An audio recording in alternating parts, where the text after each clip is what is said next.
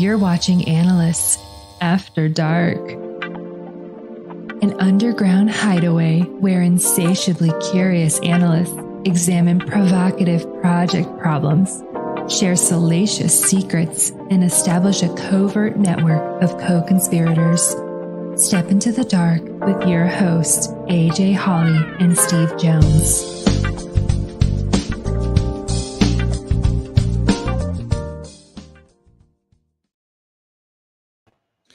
Well, hello, Steve. How are you? Hey, AJ. I am fantastic. Enjoying the start to the holidays. Wonderful. How are you doing? Doing fantastic. Just got back from Vancouver at the conference there. Had a great time. Project World Business Analyst World Conference was so much fun. And you have some big news from that conference. How did it go? I think it went well. Yeah. So that was my first time doing a keynote, and I enjoyed it. I think it went well. I heard some great feedback from some of the other speakers and the attendees. So I think it was a lot of fun. It was a great audience. Everybody was super engaged, and I felt like it was a lot of fun. Fantastic. And it was a good time all around. But yeah, the highlight must have been your first keynote. I was a little bit nervous going into it, but I felt like once I got on stage, it felt comfortable. It felt like I was talking to a lot of my friends. I think since we've been doing the same, I don't want to say same speaking tour, but like same kind of, we've come close knit with the group of speakers that are on a regular basis for Amy's conferences. I think it's been nice to see familiar faces in there and people that from, engaging like this. So it was really interesting talking to people that were, in my mind, friends, and it was like, oh, I'm just hanging out with a group of my coworkers and my friends. Yeah, fantastic. So it was good. And then my wife and my wife came up too, and so that was fun. It was her first time seeing me speak, and she said, "Wow, you're actually okay at this." I was like, "No, thank you." Just okay. Yeah, like, you did better than I thought you would. I was like, oh, I don't know how to take that, but I think it's a compliment. So it was good. And we got to do a little bit of vacation. So Vancouver is beautiful. We went to Whistler, which is where they had the Olympics in 2010. Beautiful, beautiful area. Just, it's so weird going from like the seaside up to the mountains in just like an hour and a half. It's crazy. Wow. Okay. Nice. Yeah. You're actually somewhere different today too, right? Yes, I am visiting family down in Pittsburgh. Wonderful. Sadly, can't connect with some of my buddies down here. Others have traveled as well. Bruce is traveling. Oh, yeah. Dan's a little bit far away. Yeah. Phil's a little even further far away. That's true. You have to meet up in Cleveland, I think, Columbus in order to get everybody in the middle. So either way. I'm excited for our guest today. We have joining us Mr. Gregg Brown, and he has released his new book, which we'll talk about tonight. So we'll bring him on. So if you're not familiar with Gregg Brown, you should be. But Gregg is he's an international recognized change expert, best-selling author, and a keynote speaker who empowers organizations to thrive in the future of work. Gregg holds a PMP designation, a Master's of Social Science degree from the University of Leicester in the UK, with a focus on organizational psychology, leadership, and performance, and is an associate member of the American Psychological Association. His ideas on change, leadership, and the future of work have been featured in Forbes, Newsweek, Rolling Stone, and Entrepreneur, in addition to numerous HR publications. Gregg is the author of Ready, Set, Change Again, and his latest book is Spark Action: How to Lead Change That Matters. So without further ado, let us bring on our guest for the afternoon or evening, Gregg Brown. Hi. Hi.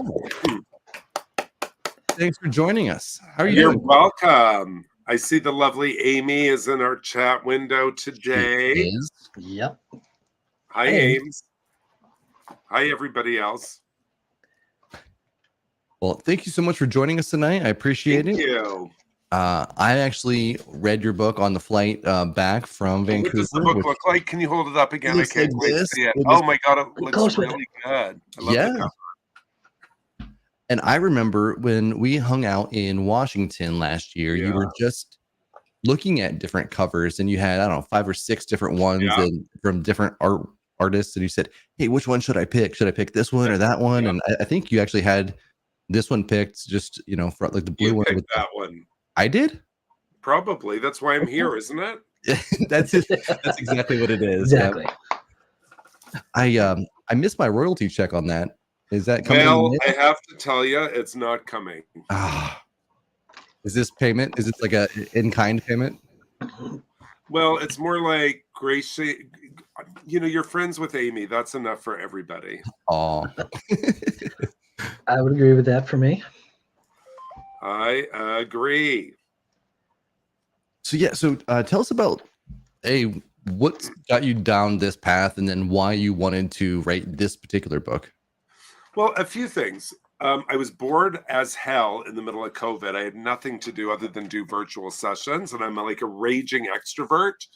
So it's really difficult for me to just sort of sit at home and do this all the time, which I appreciate this. I just need to see people and do things. So I had all this crap going on in my head from, 30 years of work that I wanted to get out. And, the biggest thing, I think, the reason I wrote it was because during COVID, I spoke with literally people from Syria through to Turkmenistan, like, places that are not in my usual scope of talking. Sure. And I kept hearing the same things, which, I've heard from BAs, for the last 25 years. I've heard it from project managers. I've heard it from executives. I've heard it from, everyone on the planet and organizations, which is, I have to sell people on my idea. I have to convince people to do this. And I'm like, it doesn't work that way. And so the whole book is really about how to get people to engage in our ideas, to take action on things that are important to us, that doesn't involve trying to convince people. There's a way to get people engaged. And I just tell people, take the pressure off. Stop trying to sell and convince people, because it does not work. Any good salespeople who sell cars, real estate, whatever it is they sell, know that convincing and selling do not go hand in hand. That's So true. tell me that difference then, convincing and selling. Sure. Well, selling and convincing are two of the same things that I've heard from everybody. Like I've heard it from BAs who are like, I need to convince my boss to do this. I need to convince the project manager to do this, or the product manager, whoever it is they're working with. Because, the reality is with BAs, they might have a title of a business analyst, but they're doing 1,000 different things. Some of them are program managers. Some of them are, leaders of teams. They have this, job title that doesn't really encapsulate the full, scope of work that they do. And there's this whole piece of it. We have to sell and convince people. And yet the reality is selling and convincing involves, a one-way throwing benefits and reasons at people. Hey, you should do this for this reason, for this, for this. And the rest of us are like, I'm too busy. I don't have time for that. It's going to be like 30 hours for me this week. And plus, I don't really care because I'm going on vacation next week. So, my book really talks about how do we engage people so that they can not only listen to us, but our goal at work is to help people take action. Right. And even not at work, whether you're starting a business, whether you're volunteering, whatever you're doing, you want to get people to take action on your ideas, or you wouldn't be blabbing and talking. Yeah. And engagement is the hardest part. Getting some kind of action beyond the engagement is the ultimate goal, but that's the hardest part of trying to get to it. Yeah, and that's such a good point, Steve, because when I did my master's degree years ago, you don't need to call me master. It's quite okay. I mean, I know if you had a PhD, you'd call me doctor, but you don't need to call me master. It's totally fine. But I'll take it if you want to.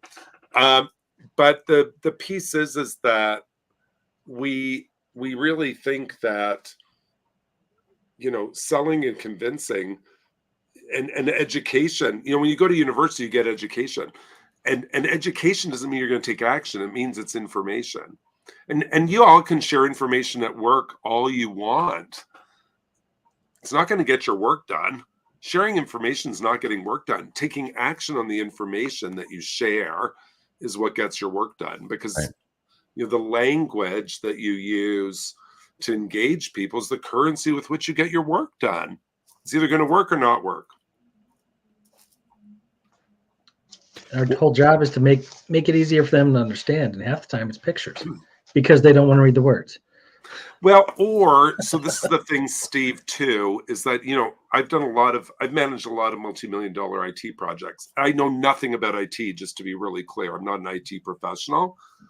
And one of the things I've learned, though, is that we have to translate our professional language constantly so that other people can hear us. Mm-hmm.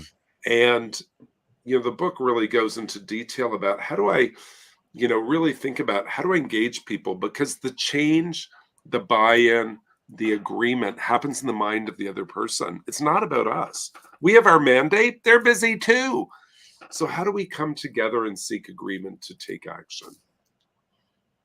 Well, I know in like the first, I would say half of your book, you don't talk anything about the change part. You talk about the personal part, right? So the individual, where the individual is coming in, and I think that resonated with me quite a bit. Yeah. I know you and I had talked in, I think it was Washington last year, about imposter syndrome. I Yeah. had been doing a presentation on that myself. Yeah. And it's kind of even what got me into speaking. But you were talking about that a lot in here, about how you deal with imposter syndrome, and then really even knowing yourself. Can you tell me about how you would empower somebody to look inside and get feedback from, either their friends or so on, to help make that change, and why that's important? Yeah, the first 2 chapters in the book are really about that. The book's divided into 4 sections. It's really, the first part's about getting a PhD in yourself, and then the whole chunk and change is after that. And then, how do we get people to engage with teams? And the last part of the book is really, how did we deal with the difficult topics, the stuff that people have, beliefs about, it's going to make extra work for me, that sort of stuff. And I think your question about, how do we deal with that imposter syndrome is we all go through it. I go through it. I've been doing this work for 30 years, and still there's times where I get up and go, who am I to talk about this? I don't know nothing. Yeah. And, I think the trick is with that, there's a few things about this. I think the trick is to find people you can talk to. So, for example, Amy, who's on our call here, has heard me tons of times. I was probably even saying it today. We were chatting on the phone. I'm like, I don't, I keep comparing myself to this person and this person. And she's like, shut up. She doesn't say this, but I'm sure, Amy, you probably don't say this, but she's like, shut up, Greg. This is her inside. We all have our inside leadership voice and our outside leadership voice. And the inside voice, I'm totally guessing this. I'm sure she doesn't do this, but this would be me. I'd be like, shut up, you're fine. But that, and that's what we say to people who have imposter syndrome. I know Amy wouldn't say that, but I would think that. I'm like, look, you've got this. You've written a book. You've done this. I went to Amazon #1. Had to put that in there. And yet I still go through this thing where I have to compare myself and go, oh, he's 30 and gorgeous, or this and this, and he's really smart, and he's doing these groups, and I want to do these groups, but I don't really want to do these groups. I want to do my stuff. Sure. Because this is the thing. People can argue with your facts. They can say this about you, AJ, this about Steve or myself. Nobody can argue with your experience and what you bring to the table. Because every person, we could be 3 BAs here, and thank God I'm not a BA, because I have no idea how BAs do what they do. Like, I'm just no idea. It's a job that is not my strength, and that's why I've always had great people around me, because I'm clueless with that stuff. But it is much more about having a group of people you can talk to about where those pieces reside that you just don't feel 100% secure in. And that's hard because but when you talk about it with others, it gets it out, and you find other people have it. And I'm sure there's some other wisdom in my book I'd have to read to remember, because it's 8 o'clock at night where I am. That's the first thing that I think I found when I was talking about imposter syndrome, was that the more that I shared, Yeah. the better that I felt, because everyone else goes, "Oh, you feel that too? Oh, me too." And they have that moment where you recognize that everybody feels this way, and you're like, "Oh, I'm not unique." Yeah. And I think it is about, part of doing keynotes, and congrats on your keynote, AJ. I'm so excited that everybody loved it. Woo! No, I didn't see it, so I'm not sure if I loved it, but I'm going to go that I think you're pretty cool. So I think it was probably really good. Thank you. And, Amy's the person who gave me my start, and and she knows this. I credit her today. I would not be where I am if I hadn't had that run of conferences where I got to fine tune. And it took me, I was good then, and then I went through a bull where I don't think I was good, and then I come back to being good. So I think it's natural to have ebbs and flows. So and that's part of the imposter syndrome thing too. Like, is about growth and change, and whenever we stretch out of our comfort zone, and this is in the book, whenever we stretch out of it, it takes energy, and it makes us feel less than capable sometimes. And you, AJ, going from the great work you do as a symposium and workshop leader, and I've seen you do that, you're just so awesome in front of people. Moving into a keynote space, you go from being an expert, workshop facilitator, to all of a sudden you're a novice speaker. And it's, and I've gone through that, and it's hard. Yeah. And it creates vulnerability. And you just need people to talk to about it, I think, is what's really important. And also learning from it. Absolutely. Absolutely. I was and lucky. I think that's the key thing. I was lucky. I have, solid friends that I can ask for feedback. And I even did a dry run with some of the other speakers that were presenting it beforehand online. So just like this. And I will say there's a definite difference between doing it like this and doing it in front of people on a stage set. Like, you have a different energy, it feels, but to Let me tell you about that. So there's a story about that in the book too, which is all about, and this is, my story is, I used to teach presentation skills years ago. And I always say to people, if you're going to do a keynote or a workshop, you have to stand up in your office. You have to have your dog or cat or person sitting on the sofa. You have to have a clicker, and you have to go through your keynote or presentation standing up like you would with an audience, because this is not that. It's not this that. is doing a virtual session, which practice it like this. But even when I worked with CEOs years ago, telling them how to do, good corporate presentations, like stand up at your desk. I don't care how silly you look, but you got to stand up and you got to say the words. Yep. Thinking them. What happens here doesn't come up here, and I know that in my own life. And we're under pressure. What happens up here really doesn't come out here. Yep. I can't tell you how many times I've practiced speeches in the shower. Oh, good. Yeah. So I just, in my head though, so you're practicing it, but it's still in your head, and then it definitely changes the way that you deliver if you got to get it out in front of somebody else. Yeah. Well, you're using a different part of your brain. That's why. The talking part of your brain is different than the thinking part, and you create new neural pathways when you talk it. Yep. And then you also get a sense of the voice inflection that you need or want to have. Totally. And you can't get that just thinking it. Yeah. It's about, when I do keynotes, I also get up, and Amy knows this, anybody who's ever hired me, I get to the stage early. I got to block it. Where am I going to stand? What is it going to look like? Am I going to come off stage, which I always do? Yeah. I got coaching years ago, AJ. So don't listen to a lot of coaching. I got coaching and said, when you go off stage, it makes you look less credible. I'm like, it took me a year to figure out that was crap. But people love when you do. So I think that's right. When you go off stage and you get a chance to interact with people at a specific spot, and then now you're looking at individuals eye to eye, and it's like, hey, we're one and the same. Well, and there's a famous person listening to this who always says, don't iron out your quirks. So, yeah, of course. I always say kinks, but it's actually quirks. Don't iron out the kinks. Well, yeah. Yeah. Well, that's a little double entendre there because. Well, maybe for you, but not for me. I think about anyway. We'll go. That's another topic. Oh, my face hurts. It's after dark. And speaking of that is you, Amy. That is you.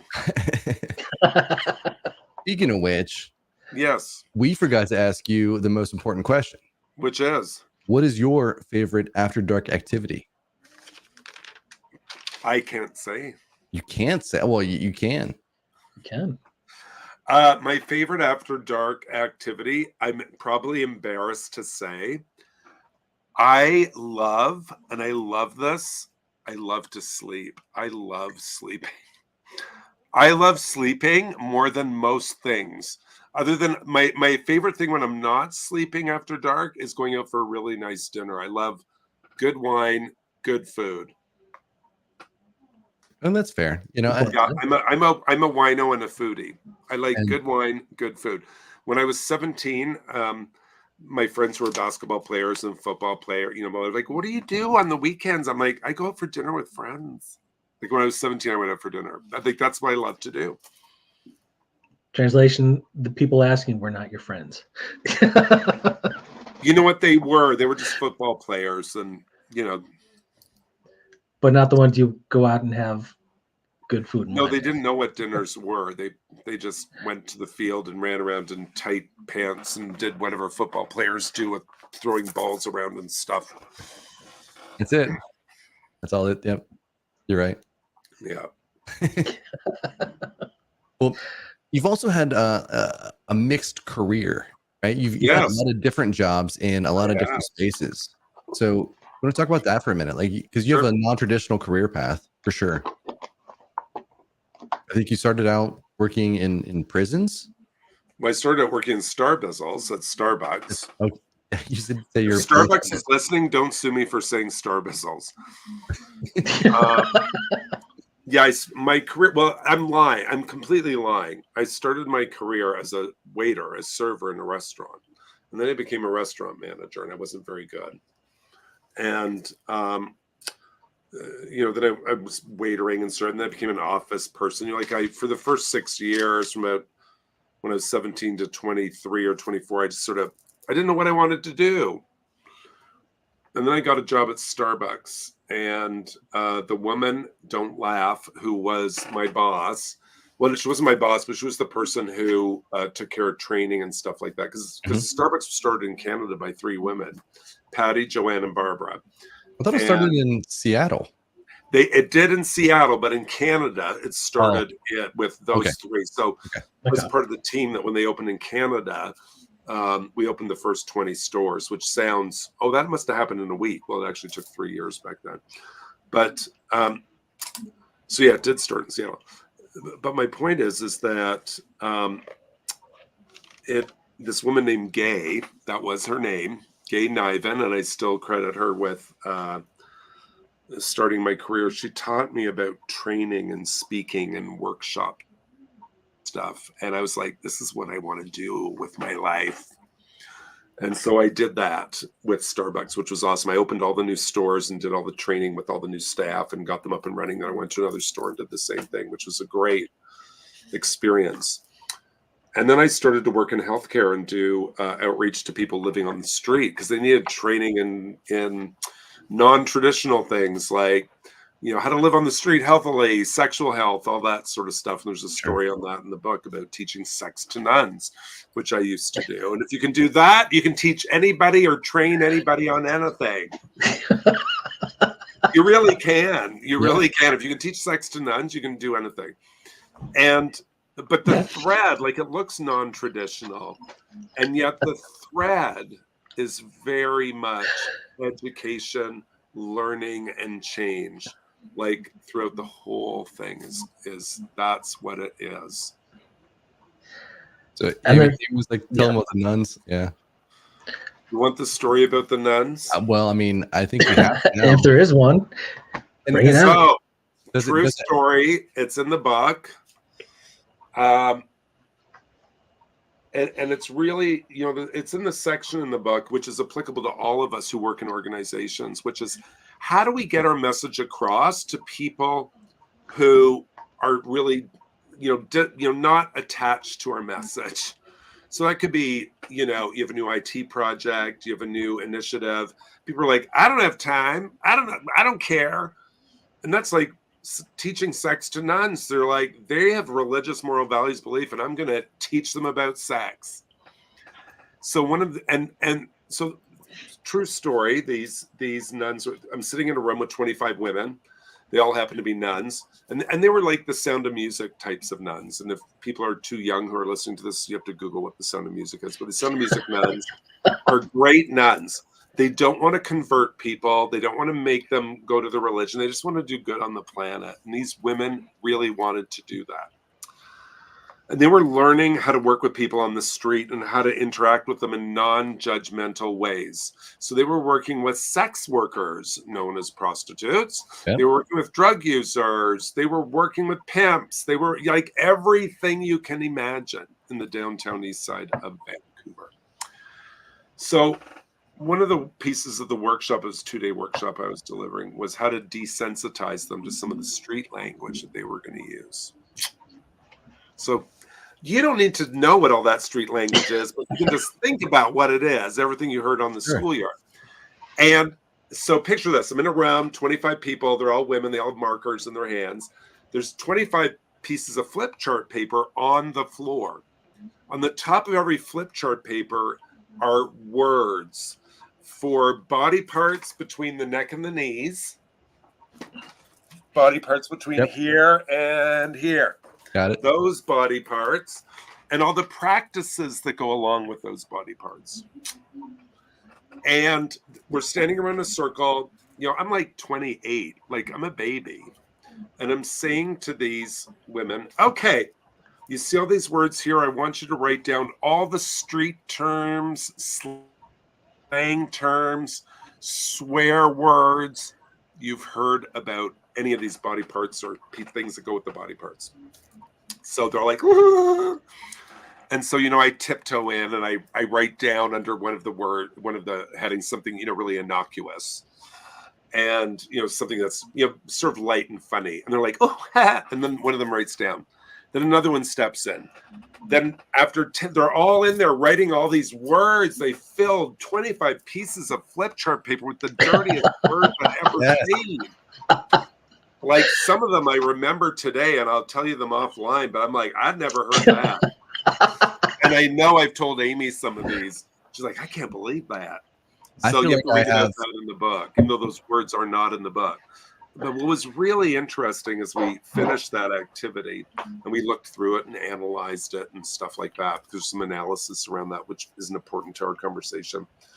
But what was interesting as there was, the outcome is, and this is what's important to all of us in organizations, when we break through our own beliefs and barriers about what's right or wrong, good or bad, and just sort of grounded in fact, whether it's, I don't want to do this because it's going to create extra work for me, or I hate you, or, whatever the stuff is that we have about why we don't want to help other people or engage with them.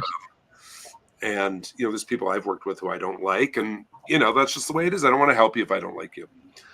And the reality is with these nuns, if they can break through their own self-imposed limitations, their morals, their beliefs, and do this activity, and the purpose of the activity is not just so they can write down swear words and giggle. They were able to serve a whole new population of people. So essentially create a whole new line of business. Yeah. With people they didn't have before. So that when sex workers came up to them and said, hey, there's something going on down there, and used whatever swear word or street term they used, the nun wasn't going, now, dear, that's not the right word. It's all about connecting. They could listen, they could provide feedback and give some resources. And that's a metaphor for all of us in our jobs. We all want to help people in our jobs. Anybody listening to this, they're good problem solvers. And the good thing about being a problem solver, people's going to give us more problems to solve, which keeps us employed. Yeah.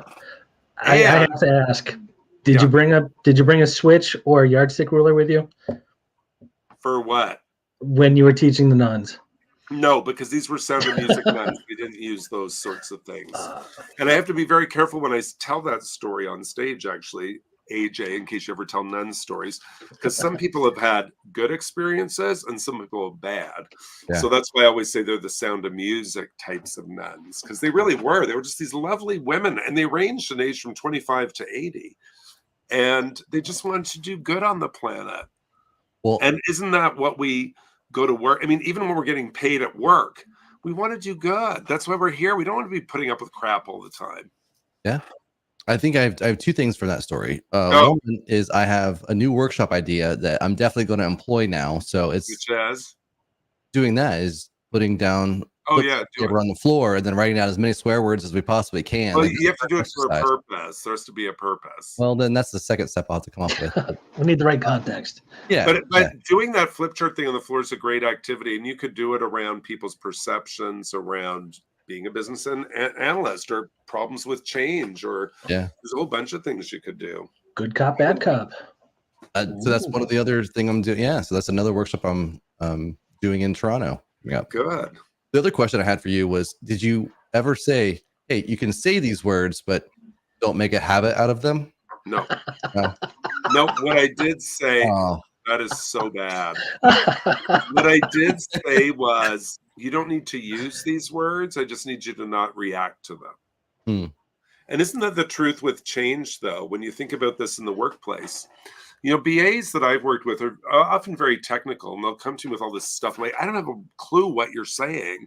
Yeah. Can you make this a little more simpler for me? Because you're going to have to go explain that to other people, and they're not going to have a clue what you say either, because you're an expert in this field, and I don't have a clue what you're saying. And so there's a translation, you know, that has to happen from the BA, whether it's to a project manager, to the CEO, to the program. It doesn't matter who. But when we're experts in our area, which I would say BAs are, it's about the translation and not having people, when they come to you, going, oh my gosh, I think this change is silly, just like what the nuns might have said to me. It's about saying, you know, I hear you, and this is what it is. So you're doing that, you're creating the same space that I did with the nuns as I do with a workshop or in a keynote stage, and, you know, that sort of stuff. So I think there's a lot of relevant pieces, and you could make a habit out of it and wear black and white, AJ. You know, you got it in.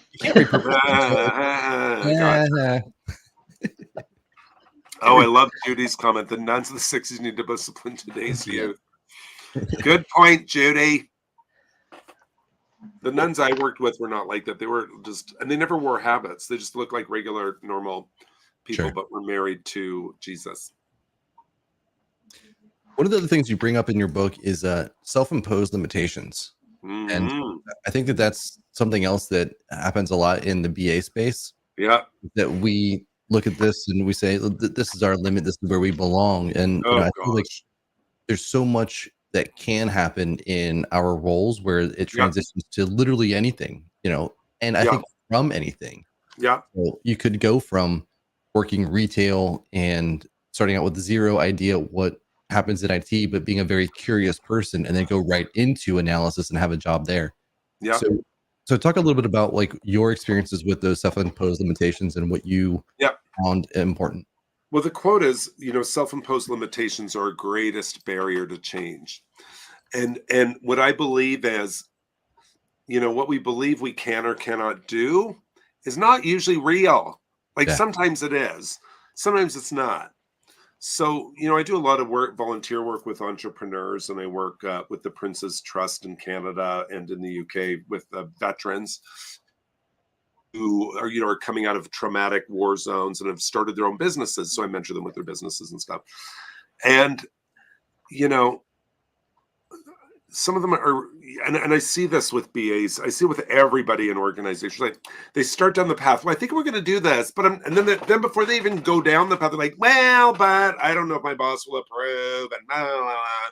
I'm like, but then, and you know, they talk themselves out of it before they even start. And, you know, one of the things that I've really learned is that if we can survive COVID and get through it, and I'm not saying this to minimize anyone that has had family members pass away and how, I mean, not minimizing that at all. Mhm. If you were able to work through COVID and shift, for example, from being in person to virtual and, do this to this, bring up your kids, do your kids at school at home, survive being at home in lockdown.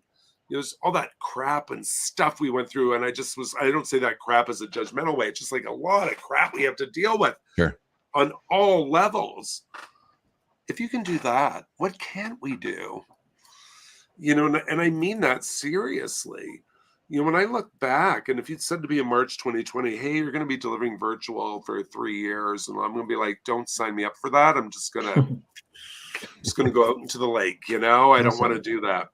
And yet we all did it.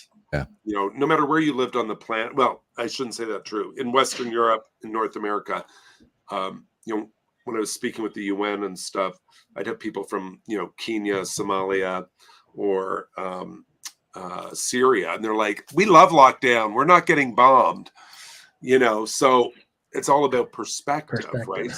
And I really believe if you can live through that, what can't you do? And there's a great, near where we live here in Port Dover, there's a great little chocolate shop that's in a little town called Hagersville, 2 towns over, that was started by a Syrian refugee who took the risk to start a chocolate shop. Now, that's a big risk to start a business in a country that you've never lived in. Yeah. And I remember I went in to buy some chocolates one day, and I said, what prompted you to do this? He said, I lived through a civil war. I can do anything. Yeah. And I think that is a similar premise for all of us after COVID. And I'm not saying go burn out, burn yourself. That's not what I'm saying. What I am saying is, when we look at our skills and abilities that we use to do those 3 years or so, depending where you lived on the planet, it was shorter or longer. Those skills and abilities will help you navigate the future and deal with all the shifts and changes that are coming up, because the pace of change has picked up. Mm-hmm. And it's going to continue. What we need to do, regardless of whether you're a BA, and a BA, like I said, that's just probably a small part of your role, because you probably do 100 different things. Dig for those. What are those skills and abilities? Because those are going to be the pieces that you can apply to help you in the future. Yeah, I think when we were doing your comparison a second ago, the lockdowns for us was probably the first time that we've had to deal with anything that required resilience, like long-term resilience. Yeah. And where that is fortunate for us, it's not the same everywhere else. And so exactly in the chocolatier that you're talking about, that person, they had to deal with literal resilience on all fronts. Yeah. And now they have well, if I can do that, then I can do anything. But so did you, and so did Steve, and so did anybody listening to this. We were all put in situations that is not normal in our lifetime here in North America to be put in. And as a result of that, we all develop new skills, new abilities, and identifying what those are is key to engaging people in the future. Because one of the things I've learned is that crises are where you find your greatness. Yeah. Crises are where your teams find your greatness. Crises are where your organizations find their greatness. And why is that? Because crises push us in ways that we have not been pushed before. We've developed new change muscles, new ways to handle things. And that's for everyone on the planet. Yeah. It's a lot easier to learn when you take the time to observe what's going on or what's happened. Totally. And you can reflect on it. And as BAs, we're supposed to be skilled in observation and reflection, being able to look back and think about, what did we just go through and how can I learn from that and react and do better going forward? And how to plan, and how can I use that to plan for the future? Because often, with requirements gathering, you're not just looking at, what are we doing now? We're looking at what happened in the past. What do we learn from that? What are some lessons learned? How is that going to impact the requirements that we're gathering today? What does that look like for planning the future? Because BAs are driving change. They're integral to drive change. They're not just You know, when people say I'm just a BA, I'm like, okay, just erase the word out of your vocabulary. Just this. Like, no. Like, you're driving change. You're driving it. Yeah, I think that's awesome. You know, and that's the thing. Yeah. So we got a lot of great nuggets out of that. Thank you so much, Greg. We're going to move on to our next segment, and we're going to open up this to the BA hotline. Woohoo! Bear with us for 1 second, and we'll get the hotline started.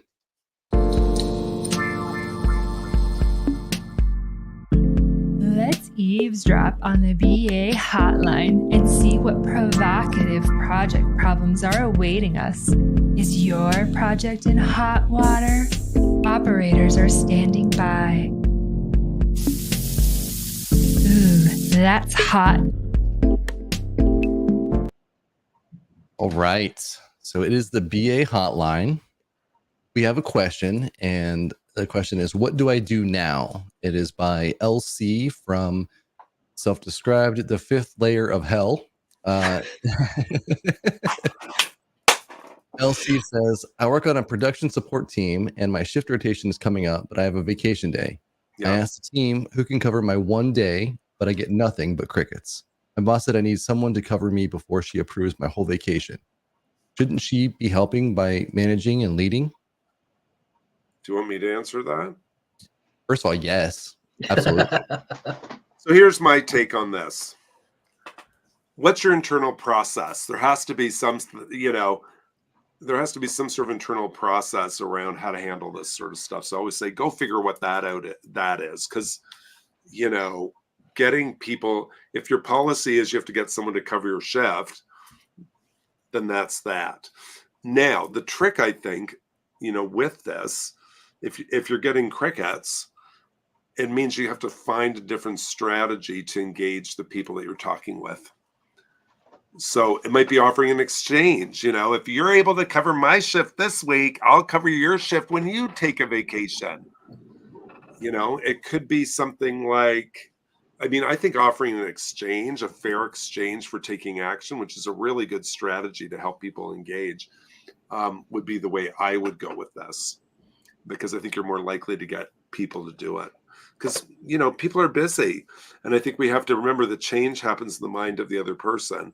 So we need to think about, what do they need to be, do, know, or have to say yes to this? Well, they probably need to know, hey, if you cover me, I'm going to cover you. That's my take. So, but I'm open to what other people have to say. So this one hits me hard because I've been in that situation a bunch.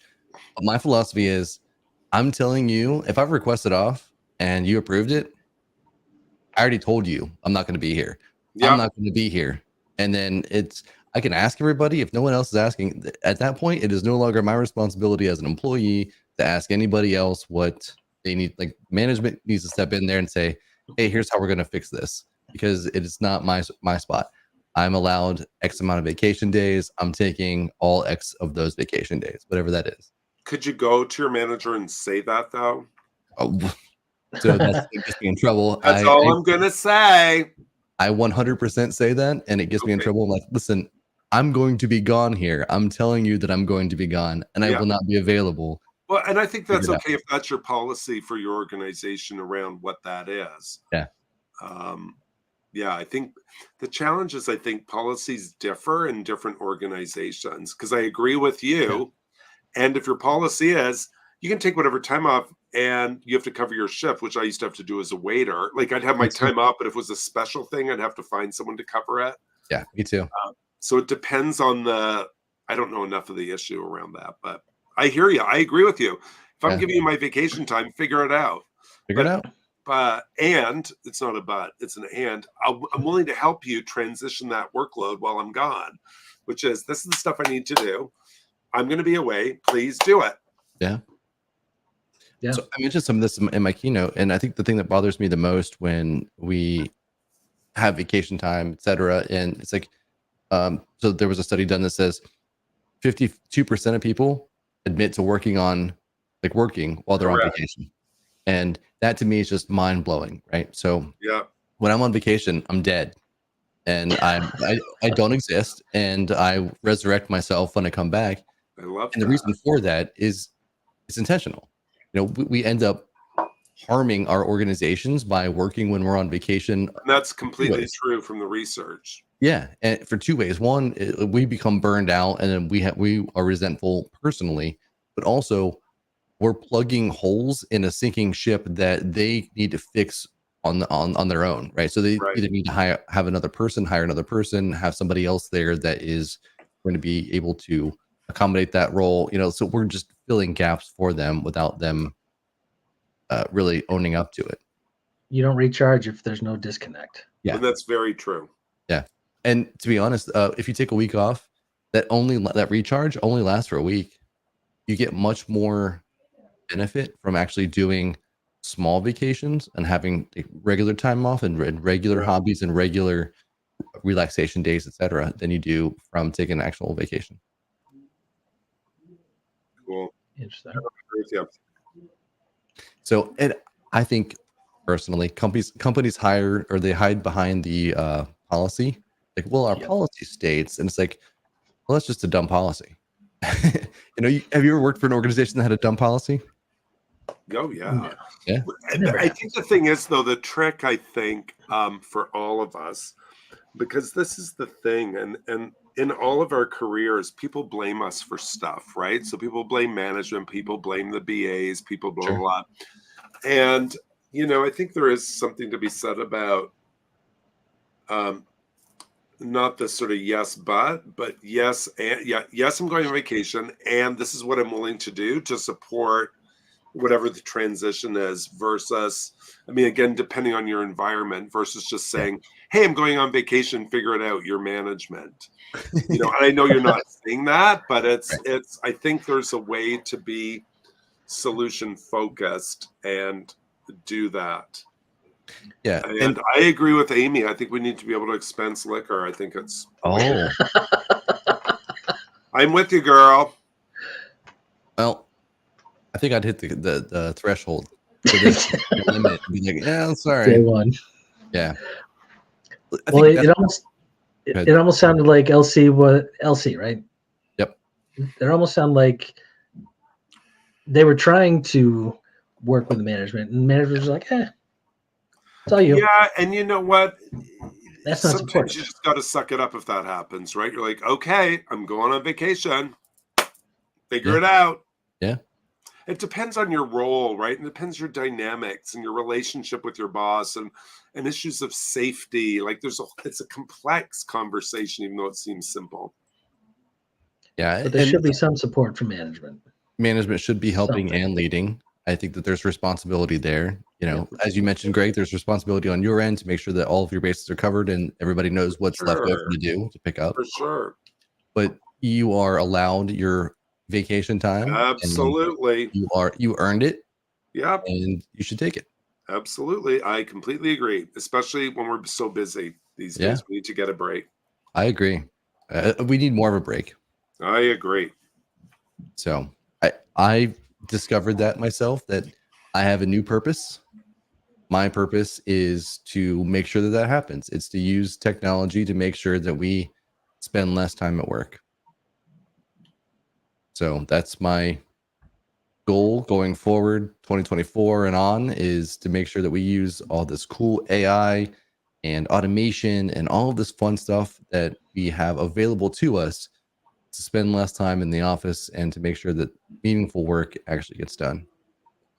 Except for keynotes, you need to be in front of people for that, AJ. I agree there. So that way I can spend more time doing keynotes. Good call. Good call. Yes. All right. Well, if you have your own questions, feel free to visit analystsafterdark.com and submit your inquiries to the BA hotline. And then we can answer your questions on air and try to stump our guests, ask them tricky questions. Oh, dear. I know. It's so much fun. And I don't think we have any in the... Oh, there we go.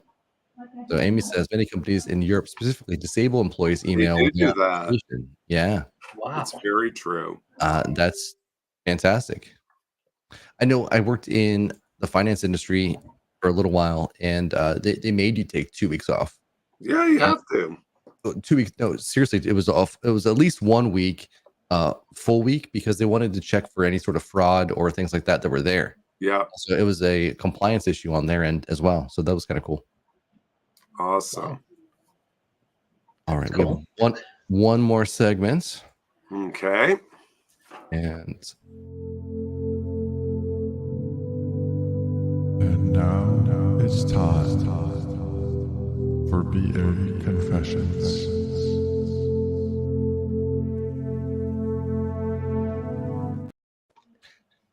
this actually would be a great time for your nun story. We should have had that. But these are confessions from BAs. However, if we don't have any, then we get to ask you confess the things that you either have experienced or you've seen in your career at some point where someone's like, yeah, here's what happened. We did this and it was a huge flub up. Do you want me to tell you what my big flub up is? You can share one that you've done, or you can share one that you've witnessed. Either way, whatever makes you more So comfortable. one of the things I learned years ago, so I'm a big person about stakeholder engagement. So when I'm doing projects and initiatives, I really want to engage people. But sometimes I don't really want to engage the people I don't like. And I know anybody listening to this doesn't have that same issue, but that's me. Okay. You know, I just don't like to talk to people I don't like, truthfully. It's just, why bother? But, you know, you have to in the workplace. And I was doing this big rollout for a hospital. This is 20 years ago. And the CEO had signed off on it. We were all ready to launch. Then I get a call from the head of finance, who I hadn't engaged in the whole initiative whatsoever. And I should have. I just thought, you know, I'm just going to ignore him and maybe he'll go away and not pay any attention. He phones and goes, how come I haven't been involved in this? And I said, well, you know, I'm like 30 or something at the time. I don't know. I forgot. And he kiboshed this whole rollout, which cost literally probably $150,000 to reschedule. And I've never forgotten the lesson of over engage. Like when you think you have enough engagement, you don't. And it's better to engage people purposefully and over engage people. I just don't mean random communications, but purposely engage people and engage more people than you think you need. Yeah. That was my big, oh my gosh. I'm surprised they didn't fire me, but they didn't, but I'm surprised. Yeah. So it was just delayed, not It was completely delayed, but the delay cost us $150,000 because we had to reschedule. We had people lined up. We had technology ready to go. I had about 100 stakeholders who were engaged in it, from like professional associations through to individual patients. And oh my God, it was a nightmare. And it was just a simple, well, actually it wasn't it was a purposeful oversight. And that was my big, I just didn't want to talk to him. I didn't like him. And what drove I didn't like this person? Was he just I didn't like him. I just didn't like him. You know, and that's the thing, you know, and I know this is nobody listening. Sometimes we work with people we don't like, and not in the organization anybody's in now, but in other organizations you've worked in. And you know what? It just sucks because you don't have time to deal with that sometimes. And I just wanted to avoid it. And I've learned over the years not to avoid that. Oh, Amy says, I had a coworker who screwed up and asked me to take the blame so she wouldn't get in trouble. Oh, that's a hard one. And regretted it. Oh, yeah. Yeah. Well, Amy, I blame you for all my bad keynotes. Wow. Not that I've had that many. I've had a few. I've had 2 that I can remember. I'm kidding. I'm totally Even other conferences, it's all Amy's fault. Yeah. Sorry, Ames. Well, thank you for sharing. I think that's a great lesson learned. You know, it's one of those things where you do work with people that you don't like. Of course you're going to, right? And people that you just don't jive with, and personalities. Yeah. How do we get past no? How do we get those people engaged? Yeah, I think sometimes it's a hard effort to eat a little bit of crow if you've messed up and go back to them, and especially that person. But that's okay. Okay, well, But sometimes you need to give them the option to say no. Yeah. Absolutely. Because if you make them comfortable enough to say no, then you can find out what the real objections are. Absolutely. So true. Well, at this point, just want to say, Greg, it's been fantastic having you on the show. Thank you so much. You, wrong one. There we go. Oh, I love the music. There we go. It's the end exit music, outro, intro. So, Greg, actually having you on has been fantastic. It was awesome talking about your books. It was great reading it, and then just hearing your own, ideas come from written word versus, in person. So it was. Well, I appreciate that. It's a great book, and it's inspiring to figure out, oh yeah, so I've got my own changes that I'm trying to do. There you go. Well, Cookie Monster loves it too. Cookie Monster loves it. It must be good because it went #1 on Amazon. So yeah. Cookie. So where can people find out more about you and get in touch with you? So they can go to my website, bechangeready.com. That's a good place. And I know you're going to put in the show notes my LinkedIn, so feel free to stay in touch with me on LinkedIn. There it is. Just do a search. I come up. And where else? My website there. That's good enough for me. And I think we're going to share an article that I wrote. That's an excerpt from the book so that you get some freebie stuff for coming to this. Awesome. And it's just been great to have you both here. And AJ, I'm so excited to see your keynote career take off. Well, thank you. I've seen you in front of groups, and you are just awesome and so warm and inviting and sort of smart. So that always helps when the smart combined with that. I'm going to write that on I just can't wait to watch profile. you go. I can't wait to watch you go. So that's what I'm excited about. And thank you, Steve, for being here as well with me and interviewing me. Thank you. I'm going to put down my LinkedIn profile that, sort of smart. And then it's like, you're super smart. No, you said sort of smart. Sort of smart. Sort of smart. You can't just have looks. You can't just be good looking. Gregg Brown says I'm sort of smart. And if I ever write a book, that's going to go into my book 100%. Well, my what's really funny is my staff used to say to me, I'm secretly smart. Ooh. So what does that means overtly? I'm just not that smart. So I'm going to go with that. And Steve is doing 2 workshops next year. Yay, Steve! Yeah. And Amy knows how to spot them. Look at AJ. Look at me. Look at Steve. Steve is going to be in Toronto.